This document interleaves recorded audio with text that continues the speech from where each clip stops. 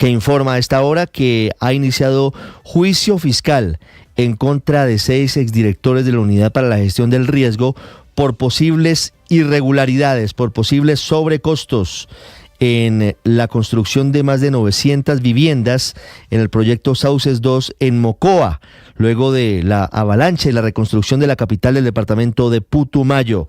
Los sobrecostos, de acuerdo con la Contraloría, por los cuales abre este juicio fiscal, son de más de 24.000 millones de pesos. Entre los exdirectores de la Unidad para la Gestión del Riesgo que son vinculados a este juicio de responsabilidad fiscal, aparece el muy controvertido Olmedo López, quien hasta hace algunas semanas era el director de la Unidad para la Gestión del Riesgo y está en el ojo del huracán por los carrotanques que supuestamente pretendían llevar agua a la Guajira y están manchados de corrupción. En minutos les ampliamos esta noticia de última hora que está originando la Contraloría General de la República. En segundo les hablamos de la división del gobierno por las marchas del domingo y su efecto político.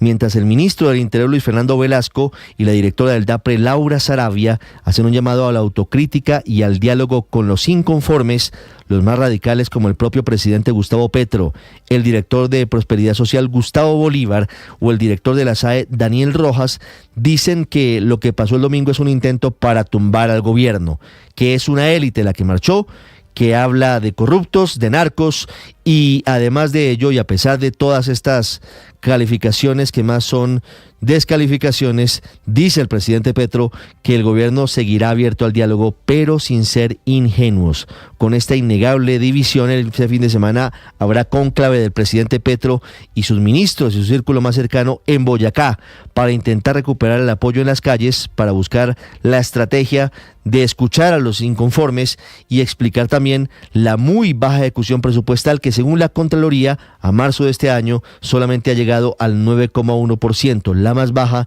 de los últimos 4 años.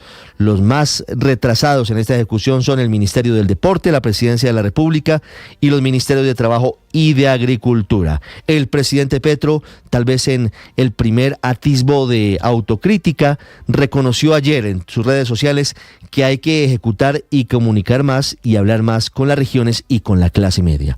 En segundo, les hablo también de la respuesta del presidente del Congreso, Iván Name, quien dijo ayer desde el Senado al presidente Petro que nadie lo va a tumbar, y dijo: los demócratas vamos a defender su periodo hasta el final, pero tiene que reconocer una democracia viva. Y sin duda el conclave del gobierno de este fin de semana en Boyacá también será para impulsar la contramarcha, la del 1 de mayo, Día del Trabajo, que el presidente Petro dijo abiertamente que debe ser la marcha de sus seguidores para responder a la marcha del 21 de abril, convirtiendo la calle en lo que dijo el presidente del Senado es indeseable, no es lo que debería pasar en Colombia, como es una olimpiada de manifestaciones. Hablaremos también de nuevos dolores de cabeza para el gobierno del presidente Petro. Por un lado, la mención que hacen desde el Departamento de Estado de su hijo Nicolás Petro y de su hermano Juan Fernando Petro, cuando se hace referencia en el informe de derechos humanos en el caso de corrupciones desde el gobierno nacional, desde el gobierno del presidente Gustavo Petro. Y por otra parte les hablaré de la citación que hace el Consejo Nacional Electoral a los empresarios de Daily Cop, una pirámide que está en líos con la justicia colombiana, que asegura haber financiado parte de la campaña del presidente Gustavo Petro, a pesar de que eso nunca se reportó en los libros contables. Este sería el último escenario, el último documento antes de que se determine por parte de los magistrados si se formulan o no cargos en contra de la campaña por posible financiación irregular. Hoy es el día clave para el futuro de la reforma pensional. Anoche se aprobaron otros 12 artículos del proyecto en el Senado, pero todavía faltan más de 20 por discutir. La ministra de Trabajo, Gloria Inés Ramírez, sabe que hoy es el límite, porque si no se aprueban hoy, prácticamente por tiempos estaría hundida la iniciativa. Ayer el Congreso se enfrascó en discusiones inocuas, discusiones menores, y por eso no avanzó más el proyecto de reforma pensional, que entre otras cosas ayer aprobó el artículo que le da al Banco de la República la facultad para administrar los fondos que provengan de los colombianos. Vamos a hablar en segundos de los incentivos de zanahoria y garrote ya más concretos. Incentivos y multas en la factura de energía del mes de mayo. La CREC ya tiene lista la resolución que les habíamos dado a conocer hace algunos días, ya más concreta, que autoriza un cobro extra dependiendo del estrato socioeconómico de los colombianos. A partir de mayo, los estratos 1, 2 y 3 tendrán un sobrecosto de 30% más por cada kilovatio adicional, los 4, 5 y 6 tendrán un sobrecosto del 50% y para industria y comercio tendrán un aumento del 100%. Usted promedia los últimos 3 recibos, ese promedio debe conservarlo o el consumo debe ser inferior. Si lo sobrepasa, viene el garrote, viene el sobrecosto. Si gasta menos, vendrá un alivio en la factura del mes de mayo. Y hablando de energía, les hablaremos de la reunión del presidente Petro con los representantes de las generadoras. Hablaron de la coyuntura de precios y hablaron de mesas de trabajo que empezarán a partir de este viernes. Entre tanto, nos alejamos del fantasma del racionamiento. Las lluvias ya empiezan a causar emergencias en Santander, en el Urabá y en otras partes del país. El nivel de los embalses sigue creciendo y eso pareciera hacer pensar que el apagón por ahora es un fantasma que va quedando en el pasado. Las lluvias, como les decía, tienen en alerta a 661 municipios. En Cartagena hubo 8 barrios inundados. En Urabá hay 2 municipios en calamidad pública. En Bogotá, por ejemplo, las lluvias de ayer, un aguacero intenso, hizo que se cayera un árbol en la localidad de Suba sobre 6 vehículos, por fortuna sin mayores consecuencias. Y hablaremos también en minutos de lo que pasa en el mundo, del régimen de Nicolás Maduro, que no permite todavía la inscripción del candidato opositor unificado, y les hablaremos también de lo que está pasando en la guerra en Oriente Medio, de las verdaderas causas de la renuncia del jefe de la inteligencia israelí, que según se ha conocido esta mañana, no tienen que ver con el ataque de Hamas del pasado 7 de octubre, tienen que ver con hechos recientes vinculados con Irán. Son las 6 de la mañana, 7 minutos, como siempre es un gusto acompañarlos. Hoy es el Día Mundial del Libro y de los Derechos de Autor. Hoy es el Día del Idioma Español, como homenaje al gran escritor Miguel de Cervantes Saavedra, quien entregara la más importante obra, como es el ingenioso hidalgo Don Quijote de la Mancha. Se cumplen a propósito 408 años de la muerte de Cervantes y de William Shakespeare. Hoy es el Día del Bibliotecario Colombiano. Felicidades a todos quienes tienen esa maravillosa profesión. Y se cumplen 30 años ya.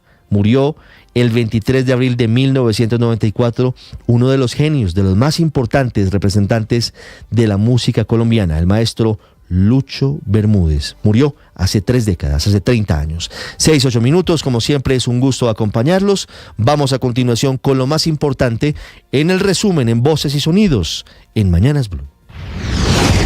Fueron unas marchas importantes. Yo no soy tan irrespetuoso cuando veo a miles de personas marchar por muchas ciudades, decirle que son unas marchas débiles. Fueron unas marchas importantes. El presidente Petro se reunió a primera hora con su equipo más cercano para evaluar el mensaje de la multitudinaria marcha de quienes no están de acuerdo con su gestión. Pues al término de la reunión, el ministro del Interior aseguró que el jefe de Estado está dispuesto a conversar con sus contradictores. Producto de ese mensaje político, el ministro anunció la convocatoria de un Consejo de Ministros en Boyacá para revisar el presupuesto de 2025. En medio de las marchas del fin de semana, el presidente Gustavo Petro pidió marchar junto a los sindicatos. Como uno de los suyos, el próximo 1 de mayo y desde las centrales obreras ya le están dando el sí. En su cuenta de X, el presidente resaltó: una enorme olla de corrupción no se aguanta el gobierno y quiere romper el pacto democrático. El gobierno debe ejecutar más y comunicar, hablar mucho más en las regiones y dialogar con la clase media. Nuevamente desde su escaño en el Congreso, el presidente del Senado, Iván Name, envió un mensaje al presidente Gustavo Petro. No invente, señor presidente, problemas que ya nuestra sociedad acompañamos como el hombre que preside Colombia. Ojalá que las voces atemperadas de los hombres de Estado que lo acompañan sean escuchadas. El senador del Centro Democrático, Miguel Uribe. Congresistas, es justo que después de la manifestación multitudinaria no se apruebe la reforma pensional. Y si se va a votar, presidente, que sea para hundirse. La senadora del Pacto Histórico, Marta Peralta. Las manifestaciones fueron por diversas razones, pero no obedece a que sea en contra de la reforma pensional, porque hoy por hoy hemos avanzado en más del 62%. Luego de varias horas de debate, la reforma pensional apenas avanzó. La ministra del Trabajo, Lorena Ramírez, reconoce que tiempo no hay. Ya lo grueso de la reforma está. ¿Por qué no? Es el último día que tenemos de límite en el tiempo. Para la ministra hay una estrategia abierta de sabotaje contra la iniciativa. La misma opinión la comparte el senador del Pacto Histórico, Wilson Arias. Pues uno como que no pierde la fe, pero evidentemente se está estrangulando los tiempos. El Consejo Nacional Electoral emitió una nueva resolución en donde acepta escuchar a los los empresarios de la criptomoneda de la empresa Daily Cup, quien habría financiado presuntamente los vuelos y el avión en donde se movilizó durante la campaña el hoy presidente de la República, Gustavo Petro. El gobierno endurecerá las sanciones por desperdiciar energía en estratos altos, que hará de un 50%, mientras que en empresas registradas como usuario comercial será del 100%. Esto por el gasto del fenómeno El Niño. El ministro de Minas y Energías, Andrés Camacho. La meta es que cada usuario disminuya sobre ese consumo de tal manera que sea un incentivo al ahorro. Quienes estén por encima de ese valor de referencia tendrían un 30% o un 60% o un 20%. EPM anunció que ante las condiciones de los embalses que abastecen los acueductos, usuarios de 43 barrios del oriente y el occidente de la capital de Antioquia se les hará el cobro por consumo excesivo de agua. Este se dará si una casa consume más de 26 metros cúbicos de agua por mes para el caso del Valle de Aburrá. Algunas personas se pronunciaron frente a la medida. Hay que cobrarle a todos los que están botando agua, porque eso nos está perjudicando a todos. Aún no somos conscientes del desperdicio de agua que estamos haciendo. La vocera de las generadoras de energía entregó el balance de la reunión que sostuvo con el presidente Gustavo Petro.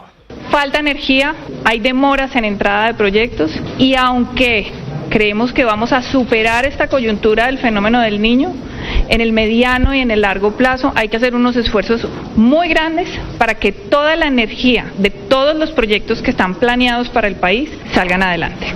El Departamento de Prosperidad Social encontró 20.000 casos de mujeres que para cumplir con los requisitos del programa Renta Ciudadana echaron a sus maridos para ser consideradas madre de cabeza de hogar. Así lo denunció el director del Departamento de Prosperidad Social, Gustavo Bolívar. Lo que hemos detectado que por los sistemas de cruces de información hay hombres que viven en la misma casa de las mujeres que han reportado ser mujeres cabeza de hogar. Entonces suponemos que pueden tener esposo y bueno, todo eso lo vamos depurando porque para eso tenemos cruce de listas con la registraduría. Las autoridades ofrecieron una recompensa de hasta 10 millones de pesos a quien brinde información que ayude a dar con el paradero del exmilitar Juan Carlos Rodríguez Agudelo, alias Zeus, y los otros 16 prófugos que se escaparon de una estación de policía en Cúcuta. El general José Roa, comandante de la región número 5. Estos detenidos se encontraban en salas transitorias de la Policía Nacional. Nuestra capacidad es de 135 personas privadas de libertad. Importante manifestarle a la comunidad que en este momento en nuestras salas hay 611 personas.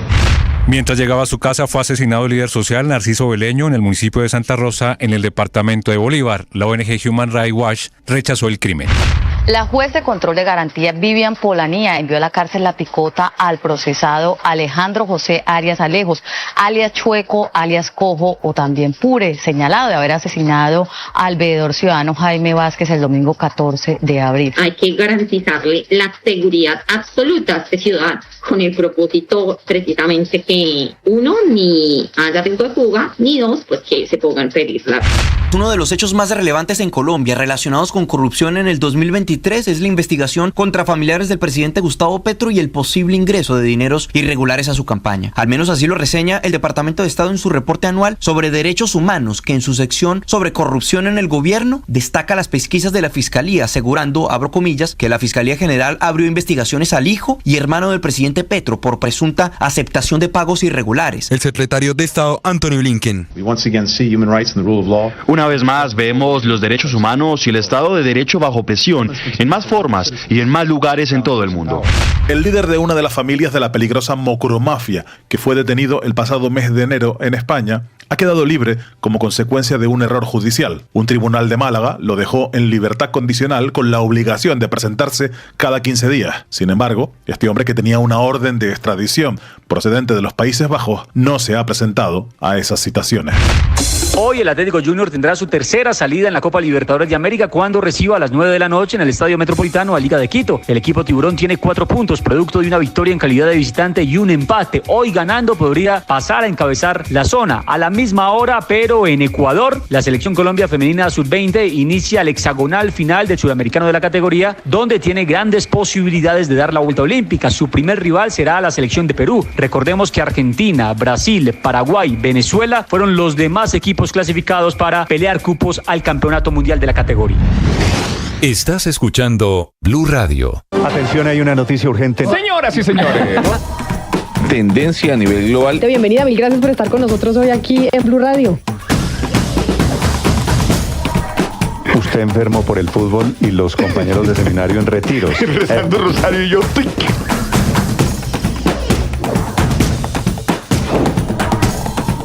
Esta es noticia del momento urgente en Blue Radio.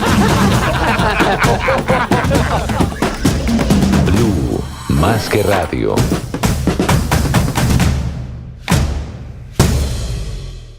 Dicen por ahí que el matrimonio es la universidad del carácter. Y yo estoy de acuerdo con esa frase, porque creo que ninguna otra relación te reta tanto como la relación de pareja, como tu esposo. Tus hijos, sí, son retadores. La crianza, la maternidad es difícil. Y nuestros hijos nos llevan a veces a unos niveles desconocidos de nosotras mismas, pero son nuestros hijos y al final terminamos perdonándolos o hasta riéndonos de esas actitudes retadoras de ellos. Nuestros padres también nos retan en nuestro carácter, pero son nuestros padres. Y así mismo con toda nuestra familia.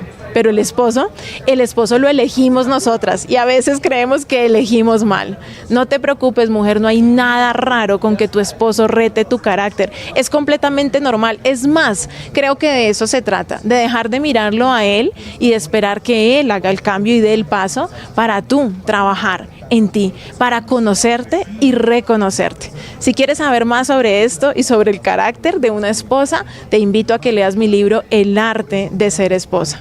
En Blue le ponemos cara a la radio.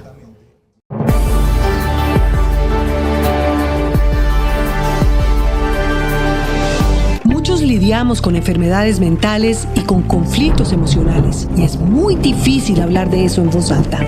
Soy María Elvira Arango y los invito a escuchar Qué locura, historias reales de lo que no se habla, con testimonios conmovedores y con expertos y especialistas. Escúchenos, este es un lugar seguro. La alternativa. 6:17 minutos, Felipe, buenos días. Buenos y fríos días, ¿no? Qué barbaridad. Pues es que, como nos suele pasar, en una semana el clima de esos calores de 25, 26 en Bogotá, a unos fríos pero aterradores, ¿no? Anoche mucho frío en Bogotá, Felipe, lo habían pronosticado los meteorólogos, entre ellos el recordado y querido Max Enríquez. Se aproximaba la época del fin del fenómeno del Niño y efectivamente pasó. Entre otras cosas, las ha cogido todas, ¿no? Porque quienes nos acordamos del noticiero nacional de los años 80, tal vez, pues en esa época no había los instrumentos y Max no las cogía. ¿Sabe que lo entrevisté? Y le mamaban gallo con eso, ¿se acuerda? Le mamaban gallo. Decía, no, si Max Enríquez dice que llueve es porque va a ser sol, decían en los 80. Decían, pues entonces ahora con la nueva técnica, la nueva métodos que tienen, las ha cogido todas. Acá, señor Cadonor, ¿no? Mire, Canal Clima también señala que empieza la época de intensas lluvias, Felipe, y en medio de eso, recuerde usted que hace 7 años, el 1 de abril, se presentó una tragedia terrible por cuenta de los aguaceros. La tragedia de Mocoa, Felipe. La de Mocoa. Más de 400 muertos. Y no se ha reconstruido Mocoa, ¿no? No, imagínese, 7 años después le tengo esta noticia.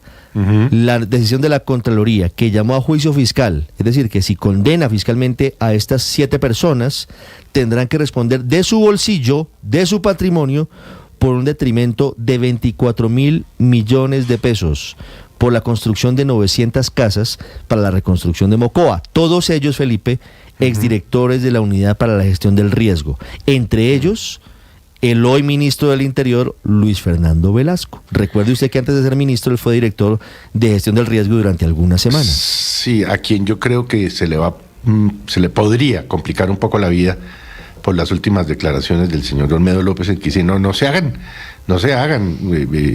doctor Velasco, usted estaba enterado, usted dio la orden, usted está metido. Si es que yo no recordaba que el doctor Velasco había sido director de Gestión del Riesgo. Pero muy poco tiempo. Sí, fue poco tiempo, fueron pocas semanas. Recuerdo que fue un intermedio cuando se fue Javier Pava, que también está en esta decisión, vinculado por parte de la Contraloría, Slobodan Wilches. ¿Quiénes son los llamados a juicio fiscal por parte de la Contraloría? Pues Ricardo, muy buenos días. Como usted lo señala, la Contraloría General de la Nación confirma esta mañana que abrió un proceso de responsabilidad fiscal por 24.315 millones de pesos por irregularidades, dice la Contraloría, evidenciadas en la ejecución de 2 contratos de obra que tenían por objeto la construcción en Mocoa, en el departamento de Putumayo, de 909 viviendas que hacían parte del proyecto Sauces 2.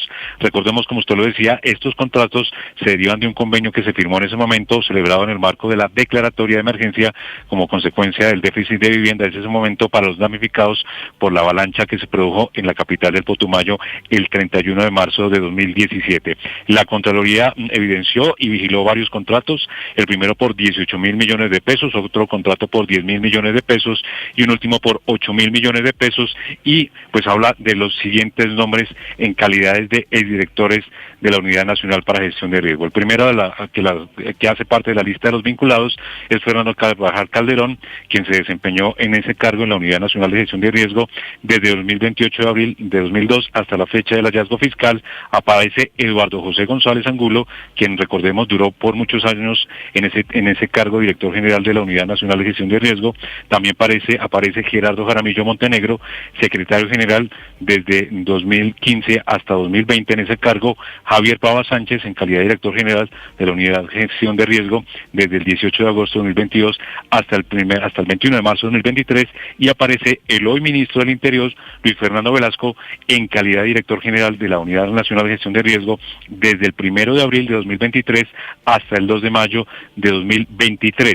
Aparece Olmedo López Martínez, el controvertido, polémico y director general de Unidad Nacional de Gestión de Riesgo. Ejerció sus funciones desde el 28 de abril de 2023 hasta el 29 de febrero de 2024, recordemos, vinculado al escándalo por la compra de los carrotanques para abastecer agua a La Guajira y también por la compra de tanques para suministrar, para guardar agua en esa región del país. Aparece en la lista también de los otros directores de la Unidad Nacional de Gestión de Riesgo, Juan Carlos Orrego Campo, y también aparecen otros contratistas que están vinculados a la investigación, recordemos, Ricardo, por estas irregularidades en los proyectos de vivienda que se produjeron, que se ordenaron construir en Mocoa, en el departamento del Putumayo, en esa tragedia que se registró el 31 de marzo de 2017 y donde, reiteramos, aparece el hoy ministro del Interior, Luis Fernando Velasco Chávez, como en ese entonces director general de la Unidad Nacional de Gestión de Riesgo, y el controvertido Olmedo López. 24.000 millones de pesos, Felipe. ¿Sí ve?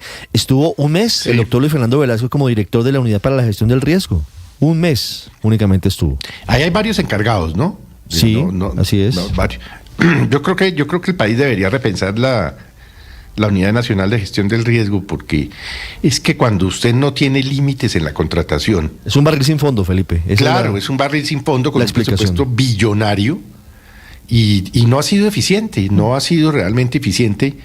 O lo ha sido, si lo ha sido, no recuerdo cuándo ha sido eficiente. Sí, este proceso, Felipe, recuerde, fue el que le costó la reconstrucción de Mocoa, la suspensión a Olmedo López a finales del año pasado. El presidente Petro tuvo que tomar la decisión porque no le entregó la información suficiente a la Contraloría sobre el avance de la reconstrucción o en qué iba Mocoa. Fíjese usted, es 23 minutos.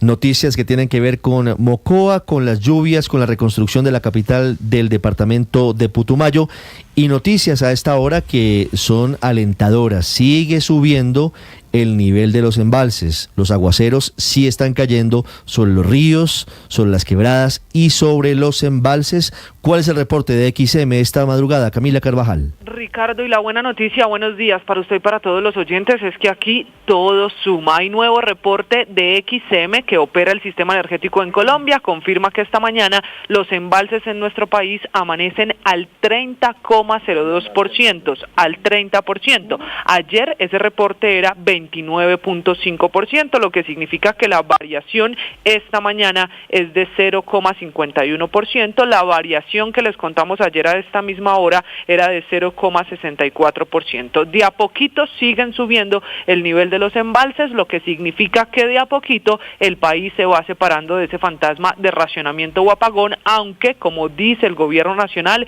y por ejemplo el alcalde de Bogotá, Carlos Fernando Galán, el hecho de que los embalses estén subiendo no significa que nos relajemos y que dejemos de ahorrar agua. Hoy es turno 4 de racionamiento en Bogotá. 6:25 minutos, buena noticia en medio de la situación que sigue siendo apremiante. No hay que bajar la guardia. Empiezan en segundos la explicación de cómo van a empezar a funcionar los estímulos y los castigos para quien ahorre y para quien desperdicie energía eléctrica. Está todo listo para que esto sea firmado por parte de la Comisión Reguladora de Energía y Gas. En el Congreso de la República, el presidente del Senado, Iván Name, en un discurso muy duro, le respondió al presidente Gustavo Petro sus mensajes a través de la cuenta de red social X, en donde dijo que la marcha del domingo, la marcha de los opositores, de quienes están inconformes con su gobierno, lo quieren tumbar. El presidente del Congreso dice, eso no es cierto, los demócratas lo vamos a defender para que usted termine su periodo, pero debe reconocer que esta es una democracia vibrante, es una democracia viva, eso sí, y una frase que seguramente tendremos allí siempre en el anecdotario, la del presidente del Congreso, Iván Name, diciendo, esto no puede convertirse en una olimpiada de marchas. Esto dijo el senador Iván Name. Y señor presidente, usted es un hombre meritorio, nuestra democracia lo eligió, nadie lo va a tumbar. Los demócratas de este país, que somos todos, defenderemos su periodo hasta el último día. Pero usted tiene que reconocer una democracia plena, viva, que merece respeto, que no puede ser amenazada, que sus instituciones demuestran que son inconmovibles. 6:26 minutos, hablando del gobierno que sigue evaluando los efectos de la marcha del domingo pasado, anuncia cónclave este próximo sábado y domingo en Boyacá. Caterina Ávila. Buenos días, Ricardo. La reflexión del Gobierno Nacional sobre las movilizaciones del domingo comenzó en la Casa de Nariño, pero terminará en Boyacá. A puerta cerrada y durante 2 días, el gabinete del presidente Gustavo Petro estará evaluando el mensaje político de las multitudinarias marchas. Así lo anunció el ministro del Interior, Luis Fernando Velasco. Vamos a aprovechar un Consejo de Ministros que estaba programado de tiempo atrás para trabajar todo el tema del presupuesto 2025. Vamos a hacer un Consejo de Ministros en donde nos encerraremos 2 días, muy seguramente en Boyacá,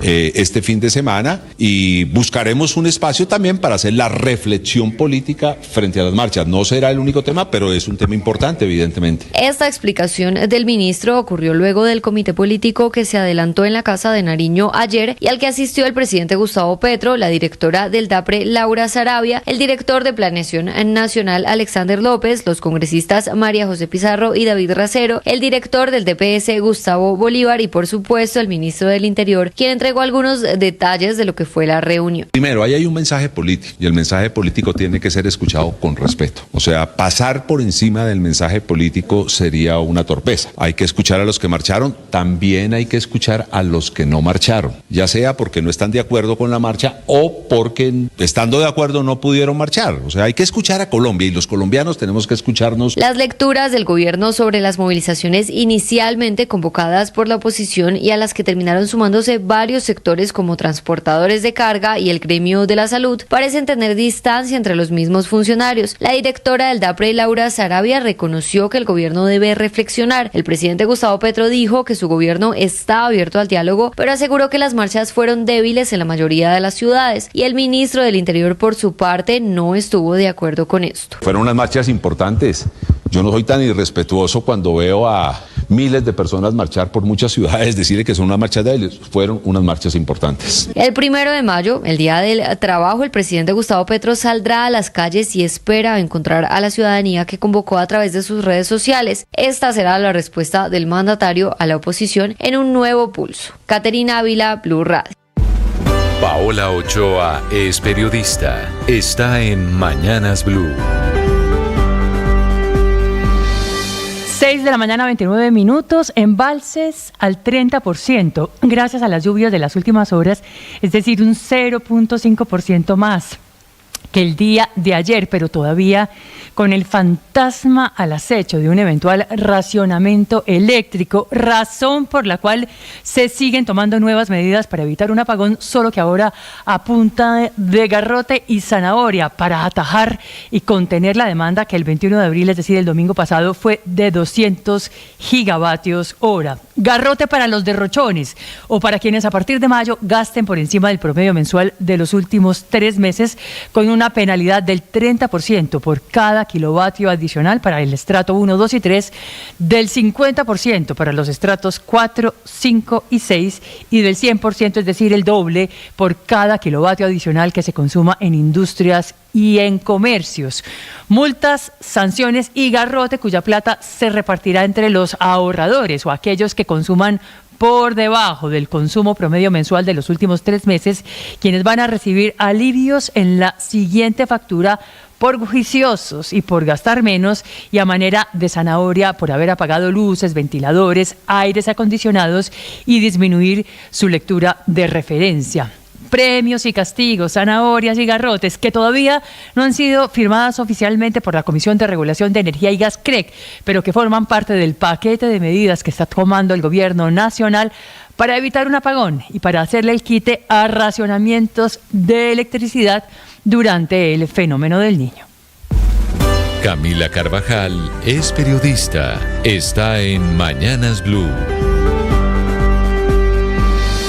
6 de la mañana, 31 minutos. 20 días después de haber tomado el control, el agente interventor de la EPS Sanitas, Duber Vargas Rojas, presentó el que podría considerarse el primer reporte de lo que está pasando en esta entidad prestadora de salud, que recordemos tiene 5.8 millones de afiliados y que, según el gobierno, no cumple los indicadores financieros básicos para el funcionamiento. Esa es la justificación de la intervención. Resalta el informe del interventor que las quejas y reclamos radicadas siguen siendo más de las esperadas. Son 19,000 quejas mensuales que, aunque siguen siendo muchas, ojo con la proporción, eso representa apenas el 0,3% del total de afiliados. De las 19,000 quejas, Bogotá es la ciudad con más reclamos, dice el informe. Cerca del 40% del total de casos contra la EPS están en la capital del país. Pero claro, es que Bogotá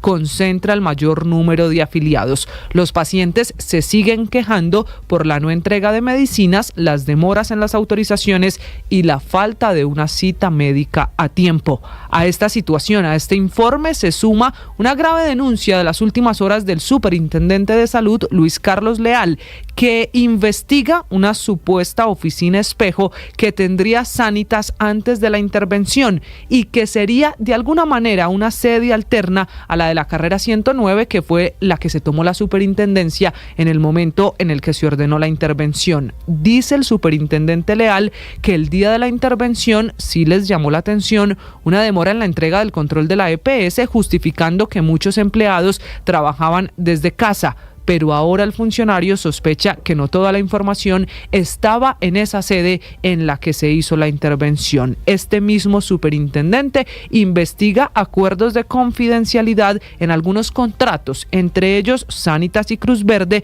para el manejo y las utilidades a la hora de la entrega de medicamentos, entrega de medicinas, que es quizá el punto más sensible a la hora de preguntarle a los pacientes cómo le va con el sistema de salud. Muchas preguntas, muchas investigaciones, muchos informes, pero 20 días después, la atención para los pacientes de Sanitas sigue siendo la misma, las quejas siguen siendo las mismas y las deudas con el sistema siguen sin pagarse. 20 días después de la intervención, el panorama en Sanitas parece haber cambiado poco en la hipótesis del gobierno que iba a cambiar para resolver los problemas.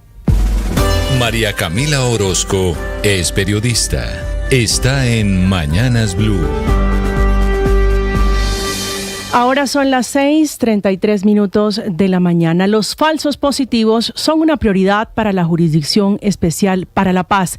Esta mañana otro hecho, otra decisión de esa jurisdicción contra 4 exaltos mandos militares lo confirma. Fueron llamados a rendir versión dentro del caso 03, que es donde se investigan las llamadas ejecuciones extrajudiciales o falsos positivos, como los conoce el país, y donde fueron mencionados por otros comparecientes o incluso por informes de víctimas y de organizaciones sociales que hablan de esos hechos entre 2005 y el año 2009. Los citados tienen en común que pasaron o estuvieron al frente de la Inspección General del Ejército. Ahí están los generales del Ejército, el general retirado Carlos Orlando Quiroga, que estuvo en ese cargo entre octubre de 2006 y diciembre del 2008, y Eduardo Bear Benítez, que estuvo en ese mismo cargo entre 2006 y 2008. Están citados para el 15 de mayo. Inicia allí la citación en la JEP hasta el 14 de junio de este año y su versión será sobre el trámite que le dieron a denuncias, advertencias sobre asesinatos y desapariciones forzadas que fueron presentadas como bajas en combate por hombres que estaban bajo su mando. Los otros dos generales son Carlos Omairo Lemus, que fue jefe de Estado Mayor del Ejército entre 2005 y 2008, y Carlos Arturo Suárez Bustamante, que fue jefe de operaciones e inspector general tanto del Ejército como del Comando General de las Fuerzas Militares entre 2006 y 2010. Lo que intenta establecer la JEP con estas versiones sobre la guerra, pero especialmente sobre los falsos positivos, es si los patrones detectados en departamentos como Antioquia, Casanare, Meta, Huila y en general toda la costa caribe tienen que ver con factores comunes de alcance nacional, es decir, si había una directriz para cometer los falsos positivos. Este llamado a las cabezas del ejército para esa época coincide con la visita del fiscal de la CPI, Karim Khan, que llega a Colombia mañana tras su paso por Caracas en Venezuela y se va a reunir con Roberto Vidal, el presidente de la JEP. Muchas suspicacias o muchas preguntas alrededor de esta visita, que no es la única. Hace apenas unos meses visitó Colombia y se pronunció, entre otros temas, por el caso de Mancuso. Estás escuchando Blue Radio. Atención, hay una noticia urgente. Señoras y señores. Tendencia a nivel global. Bienvenida, mil gracias por estar con nosotros hoy aquí en Blue Radio. Usted enfermo por el fútbol y los compañeros de seminario en retiros. Rezando rosario y yo.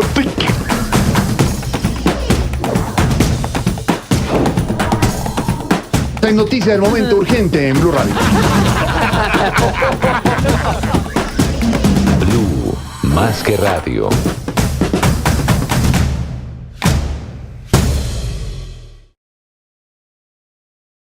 Lina, se me acabó el amor por el papá de mis hijos. Uy, es una frase que escucho muy comúnmente y quiero preguntarte, ¿será que de verdad se acabó el amor o será que llamaste amor a lo que no era? A veces creemos que el amor es ese romance, esa chispa, y el amor es algo más profundo cuando se trata de hacer familia y de tener hijos y de criar juntos. Normalmente tiene más que ver con que algo está pasando contigo. Tú sabes, las mujeres tenemos diferentes etapas, nuestros esposos también y nuestros hijos también, y en la maternidad también vivimos diferentes etapas. Así que antes de tomar una decisión, mujer, no te digo que no la tomes, pero sí te digo, piénsalo y analiza primero qué está pasando dentro tuyo, cómo te sientes contigo misma. Muchas veces el malestar que estoy sintiendo con mi pareja es el reflejo de lo que estoy sintiendo conmigo. Muchas veces nos sentimos fracasadas, sentimos que tomamos las decisiones equivocadas y desde ahí, ¿no?, queremos solucionar en el afuera, cambiar, ¿no?, lo que está sucediendo a nuestro entorno. Pero si el verdadero problema está en mi corazón, pues me lo voy a llevar a donde yo esté y me puede volver a pasar con una nueva pareja.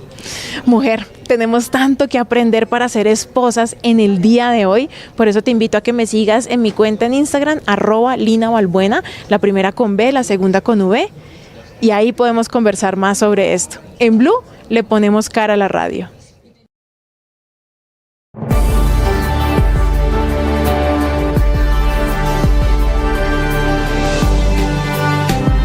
Muchos lidiamos con enfermedades mentales y con conflictos emocionales y es muy difícil hablar de eso en voz alta.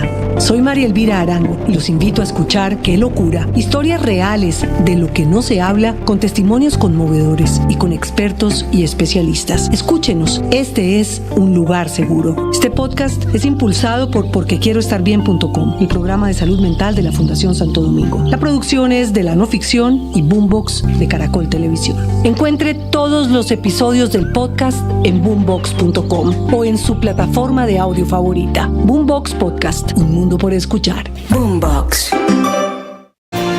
Son las 6 de la mañana y 39 minutos, amanecer muy frío en Bogotá. Padre Linero, buenos días. Buen día, Ricardo, como siempre, con ánimo, con fuerza, con ganas, con buenos pensamientos, provocando buenas emociones y tratando de decir palabras que nos ayuden a todos a tener ganas de vivir y a salir adelante. ¿De qué hablamos hoy, padre? Oiga, sabe que a mí la Guajira me embruja siempre. Tú sabes que los colores de la Guajira son hermosos, desde el blanco de Manaure hasta ese ladrillo del desierto y muchos otros colores más. La noticia de que ha bajado en 45% la mortandad de niños, y lo digo con dolor, por tema de desnutrición. Eso es una buena noticia.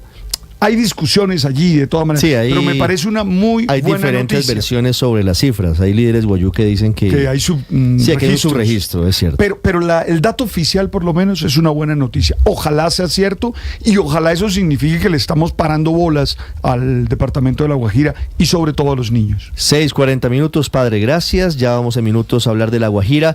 En deportes, la pelea, don Daniel Angulo, por un cupo. Queda uno solo para llegar a las semifinales del fútbol colombiano. Hola Ricardo, muy buenos días, un saludo para todos los oyentes. Digamos que la operación matemática es 4x3, son 4 equipos por 3 cupos. El único que está por fuera de los 8 es el Medellín. Les contaremos qué necesita el Medellín para poder clasificar, qué más va a estar en juego en la jornada que en su mayoría se va a jugar el día domingo, todavía con horario por confirmar, porque resta definir puntos invisibles y la definición justamente de los 8 que van a ir a cuadrangulares.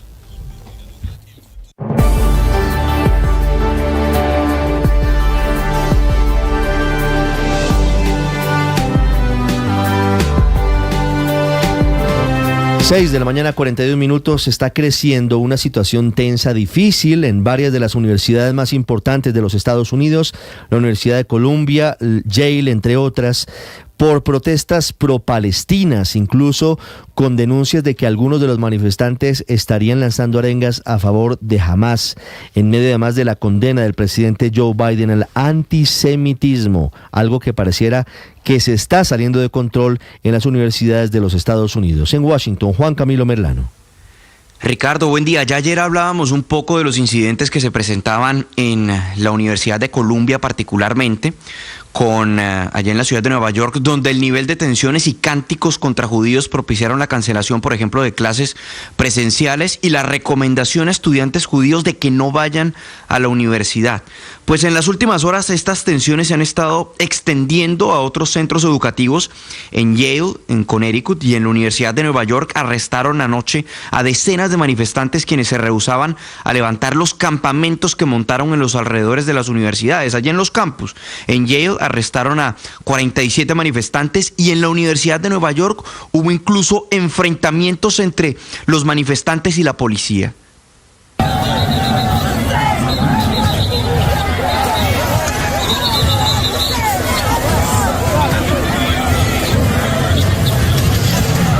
Y escuchábamos parte de los momentos en los que la policía trataba de despejar, de desmantelar los campamentos y de movilizar a los manifestantes y unos cuantos enfrentamientos que se presentaron. Lo que ha venido ocurriendo en algunos casos, como por ejemplo en la Universidad de Columbia, que mayor controversia ha generado en el país, son cánticos reivindicando a Hamás, pidiéndole que se lleve a soldados israelíes y que quemen hasta el piso Tel Aviv, algo que ha generado el rechazo de varios sectores en el país por la forma como la universidad está lidiando con las tensiones y particularmente porque dicen que no garantizan la seguridad a los estudiantes judíos. Pues sobre estas protestas se refirió el presidente Joe Biden en las últimas horas. I condemn the anti-Semitic protests. That's why I've set up a program to deal with that. I also condemn those who don't understand what's going on with the Palestinians. Yo condeno las protestas antisemitas, por eso he expedido un programa para lidiar con eso. También condeno a aquellos que no entienden lo que está pasando con los palestinos, decía el presidente Joe Biden en medio de estas tensiones crecientes que se están presentando entre la comunidad estudiantil en distintos campus universitarios de las universidades más prestigiosas no solo de Estados Unidos, sino también del mundo. Recordemos que en el caso de los Estados Unidos y lo que ha venido siendo esa duda, o más bien esa dificultad de tratar de gravitar entre el respaldo sólido de Israel, pero también tratar de demostrar a la comunidad palestina, particularmente a los árabes aquí en los Estados Unidos, de que quieren defender y garantizar la vida de los palestinos en la Franja de Gaza. En los últimos días han ocurrido dos hechos. Por un lado, el fin de semana la Cámara de Representantes aprobó $26 mil millones en ayuda a Israel. Hoy se espera que el Senado termine de aprobar esos recursos para que el presidente Joe Biden los firme y lo convierta en ley. Esto junto a dinero para Ucrania y Taiwán es un paquete por un total de $96 mil millones. Pero al mismo tiempo son los anuncios por parte de la administración Biden de que presentará sanciones en contra de una unidad de las fuerzas de defensa de Israel por violaciones a los derechos humanos de palestinos en Cisjordania. Ricardo. 6:45 minutos, Felipe. Antes de los deportes, antes del Padre Linero, le tengo una buena noticia para usted y para los bogotanos. Todo hay que decirlo. Ayer, Felipe, se logró el consumo más bajo de agua desde que empezamos el racionamiento. 15,29 metros cúbicos por segundo. Que está muy cerquita. Creo que la meta más importante es llegar a 15, ¿no? Sí, pero estamos muy cerquita, Felipe. Ayer estuvimos, el día que hemos estado más cerca de la meta es ayer, lo cual es una buena noticia, nos falta un poquito. Y adicionalmente, Felipe, el nivel del sistema Chingaza, que es el que le entrega el 70% del agua que consumimos los bogotanos, subió a 16,06%. Pasito. Ayer en Chingaza, yo tengo un amigo que tiene una casa muy cerquita ahí de Chingaza. Llovió de una manera estruendosa, maravillosamente estruendosa. Ese es un sonido que hoy nos alegra todavía más, el sonido de los aguaceros sobre los embalses. Sí. Ahora, la parte mala de todo esto es que ya empezamos a ver tragedias por cuenta del invierno que lleva 4 días, ¿no? Previsible, Felipe, nos quejábamos. ¿Cuándo saldremos de ese círculo del infierno? Bueno, ahí está.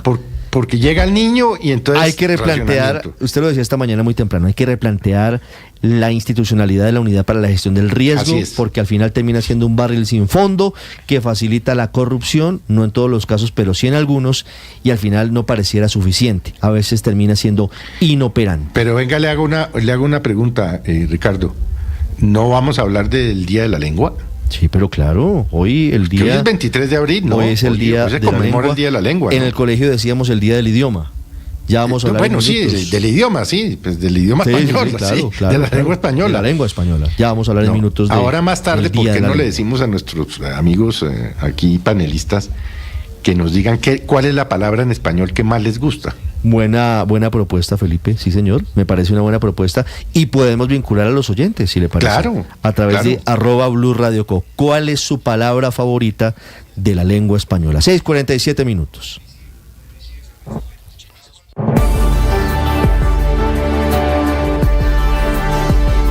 Atención, hay una noticia urgente. Señoras y señores. Tendencia a nivel global. Bienvenida, mil gracias por estar con nosotros hoy aquí en Blue Radio. Usted enfermo por el fútbol y los compañeros de seminario en retiros. Rezando rosario y yo...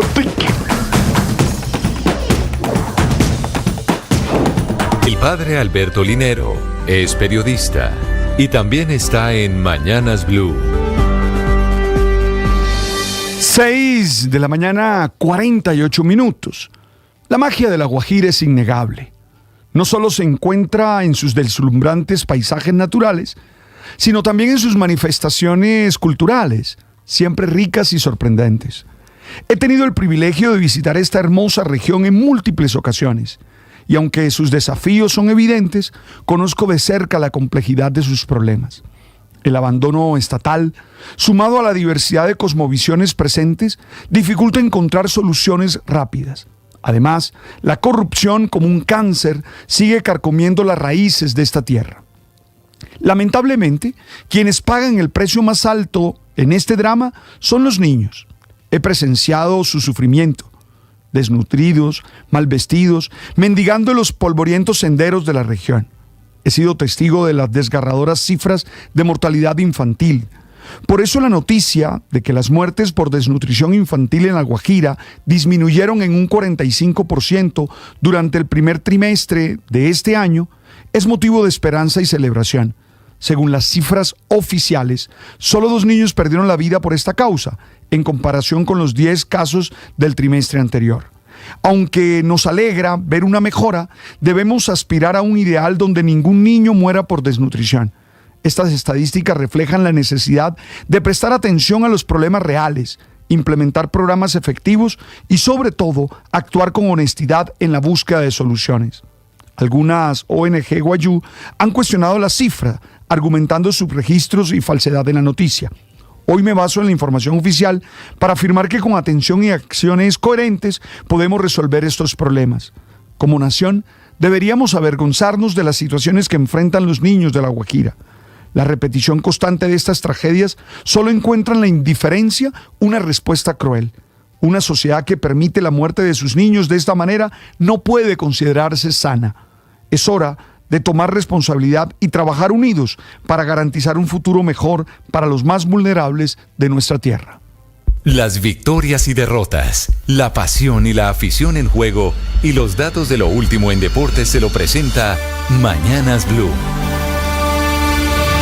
6 de la mañana, 50 minutos. Bienvenidos aquí los deportes en Mañanas Blue. Hablamos del fútbol profesional colombiano 4x3. 4 equipos por un solo cupo en la definición de los 8 en Colombia. Millonarios, Junior y Once Caldas, los que están en la zona de clasificación con la primera opción, y el Medellín con la calculadora y Rosario en mano, obligado a ganar y a esperar un resultado adverso, al menos una derrota, bien sea de Millonarios, de Junior o de Once Caldas. La última fecha del todos contra todos se jugará este fin de semana y aún con horarios por confirmar se define el segundo punto invisible. Allí lo disputan La Equidad, Independiente Santa Fe y Atlético Bucaramanga, y por supuesto los 8 clasificados. Los implicados en los últimos cupos jugarán así. Millonarios recibe al Boyacá Chico, que anoche perdió su partido ante Águilas Doradas. Junior de Barranquilla visita al Deportivo Cali, que por fin se recuperó después de 9 partidos sin poder ganar.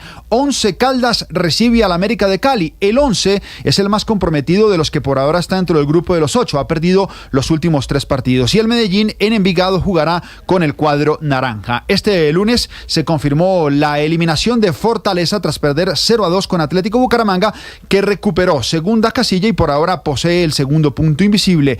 Por ese punto también habrá disputa en la fecha 19, como les vengo contando, pues La Equidad, que ganó 3-2 en Pasto después de empezar perdiendo 2-0, optará también por esa posibilidad, en la que está vigilante también Independiente Santa Fe, el otro que persigue el punto invisible. Esta noche Junior de Barranquilla podría dar un paso importantísimo hacia los octavos de final de la Copa Libertadores de América, pues recibe a Liga Universitaria de Quito de Ecuador. Junior por ahora es líder de su grupo y de ganar haría 7 puntos y conservaría, eso sí, dependiendo de la diferencia de gol, el liderato del grupo. También esta noche 2 partidos más para que tengan en la agenda. La selección Colombia femenina sub-20 juega a las 9 de la noche contra Perú en la primera fecha del hexagonal final del suramericano de la categoría, que sirve a la selección como preparación para el campeonato del mundo que se celebrará en Colombia entre agosto y septiembre. Por ahora, ese seleccionado colombiano sub-20 puntaje perfecto, ganó los 4 partidos en la fase inicial. Y el otro juego es el de Alianza de Valledupar en Copa Suramericana a las 9 de la noche ante la Universidad Católica de Ecuador. En el fútbol argentino, protagonismo colombiano. Ya fue presentado en Central Córdoba Lucas González, el nuevo entrenador de este equipo. Ya dirigió su primera práctica y en mayo arranca la competición, enfrentando en la primera semana a River y en la segunda semana nada más y nada menos que a Boca Juniors.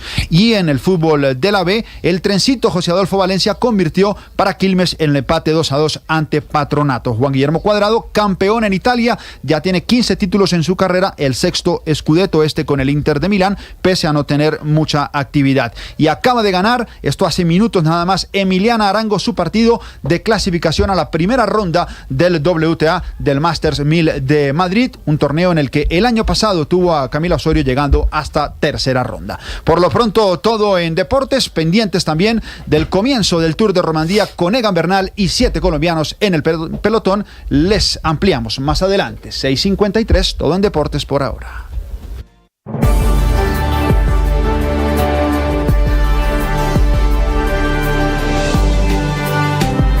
Atención, hay una noticia urgente. Señoras y señores.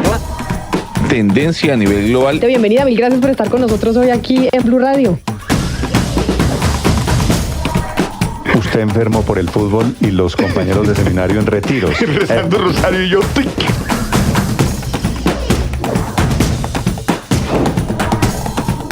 Hay noticia del momento urgente en Blue Radio. Blue, más que radio.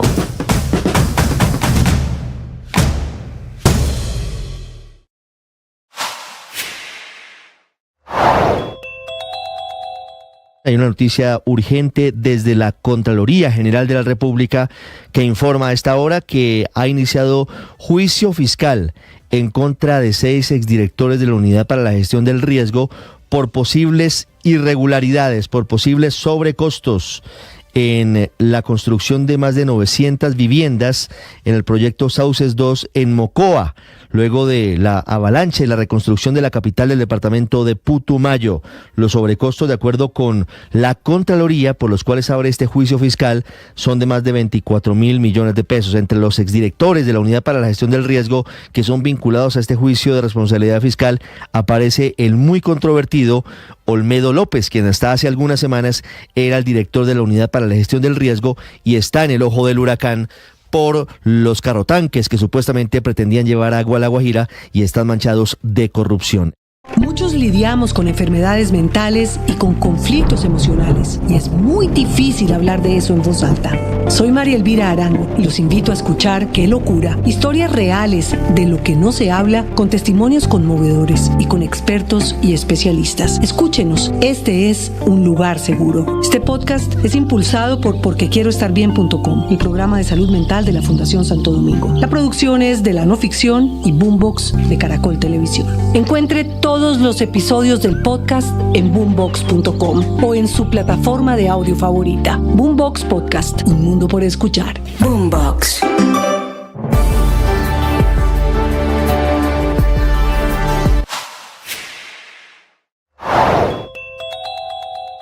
Mientras el ministro del Interior, Luis Fernando Velasco, y la directora del DAPRE, Laura Saravia, hacen un llamado a la autocrítica y al diálogo con los inconformes, los más radicales, como el propio presidente Gustavo Petro, el director de Prosperidad Social, Gustavo Bolívar, o el director de la SAE, Daniel Rojas, dicen que lo que pasó el domingo es un intento para tumbar al gobierno, que es una élite la que marchó, que habla de corruptos, de narcos, y además de ello, y a pesar de todas estas calificaciones que más son descalificaciones, dice el presidente Petro que el gobierno seguirá abierto al diálogo, pero sin ser ingenuos. Estás escuchando Blue Radio y bluradio.com. Padre, me dice un oyente que el idioma español no existe, que existe es la Castellano. lengua castellana. La lengua castellana, sí, claro. Bueno, entonces es una precisión. Por eso es el Día de la Lengua. Yo dije el Día de la Lengua, pero Sí. me regañaron. No, es que yo me acordé del colegio. No lo regañé, es que me acordé. Soy testigo. Del colegio. Soy testigo del regaño. Gracias, padre. por esa 6:57 solidaridad minutos. mañanera. El periódico El Espectador hoy, en su editorial, habla sobre lo que pasó el domingo y sobre una serie de episodios que han venido alterando los nervios del presidente de la República. Lo titula don Fidel Cano, el editorialista del Espectador, el director del periódico, del querido periódico El Espectador, de la siguiente manera: calma, señor presidente, escuche y reflexione. En el mismo sentido se pronunció en la tarde-noche de ayer el presidente del Congreso de Colombia, del Poder Legislativo, Iván Name, que nos atiende a esta hora. Senador Name, buenos días. Muy buenos días.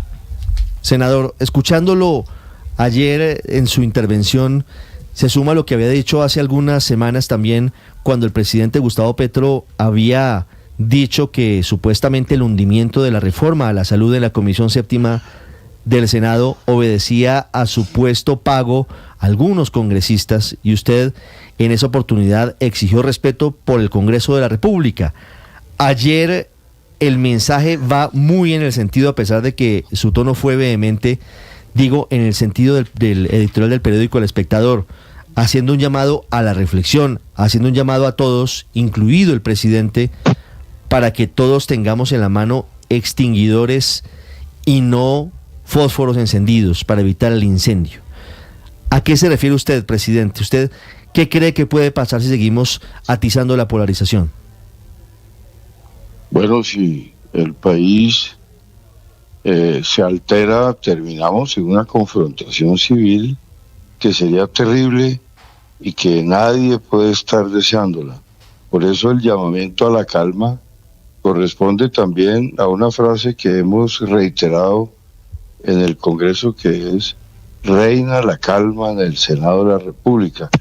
Hemos hablado de que reine la calma en nuestra nación y que no entremos en una especie de competencia de manifestaciones públicas donde pueda haber eventualmente alguna circunstancia que vaya a terminar, digamos, incendiando al país.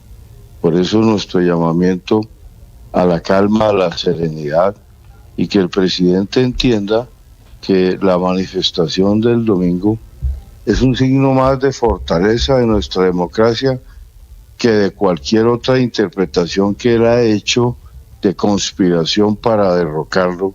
Incluso llegó a términos mucho más fuertes. Por eso nuestra intervención a favor del entendimiento sereno, tranquilo, y de que el presidente entienda que nadie está en el propósito de derrocarlo. Sí, sobre eso, presidente Name, quiero preguntarle sobre esas palabras del presidente Gustavo Petro. Usted dice, no solamente señala y advierte que la marcha pretende tumbarlo del poder, sino que además le agrega una situación que es supremamente delicada, y es que dice que lo quieren matar. ¿Cómo interpreta usted como presidente del Legislativo esa serie de advertencias del presidente de la República?